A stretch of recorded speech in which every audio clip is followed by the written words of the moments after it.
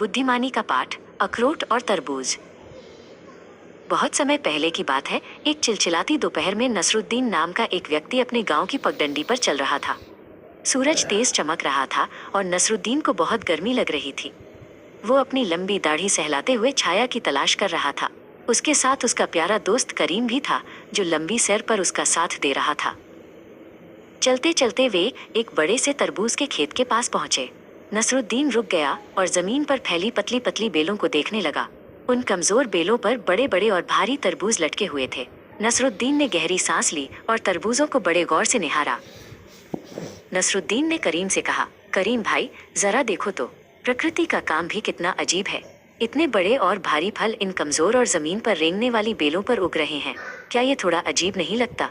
करीम ने मुस्कुराते हुए उसकी बात सुनी, लेकिन कुछ कहा नहीं।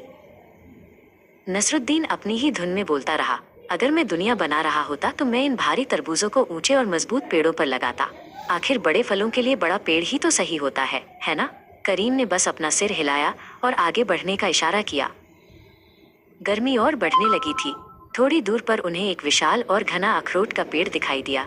उसकी घनी छाया देखकर नसरुद्दीन की आंखें चमक उठीं। उसने करीम से कहा, चलो करीम, उस पेड़ की छांव में थोड़ी देर आराम करते हैं। जैसे ही वे पेड़ के नीचे पहुंचे, नसरुद्दीन ने ऊपर देखा। उस ऊंचे और शक्तिशाली पेड़ की शाखाओं पर छोटे छोटे अखरोट लगे हुए थे। नसरुद्दीन को फिर से हैरानी हुई। उसे लगा कि यहाँ भी कुछ गड़बड़ है।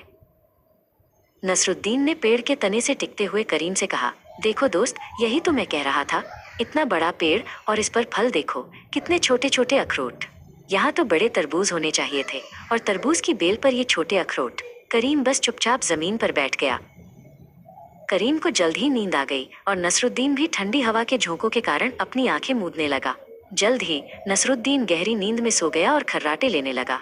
पक्षी पेड़ पर चहचहा रहे थे और सब कुछ बहुत शांत था। अचानक टप की आवाज हुई। पेड़ की एक ऊंची टहनी से एक छोटा सा अखरोट सीधे नसरुद्दीन की नाक पर आ गिरा। नसरुद्दीन हड़बड़ाकर उठ बैठा। थोड़ा दर्द हुआ और उसकी नाक लाल हो गई। उसने डरते हुए अपनी नाक को छुआ।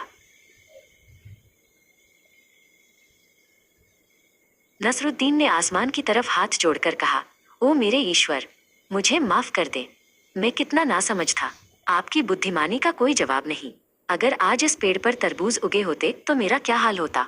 करीम ये सुनकर जोर से हंसने लगा और नसरुद्दीन को अपनी गलती समझ आ गई थी।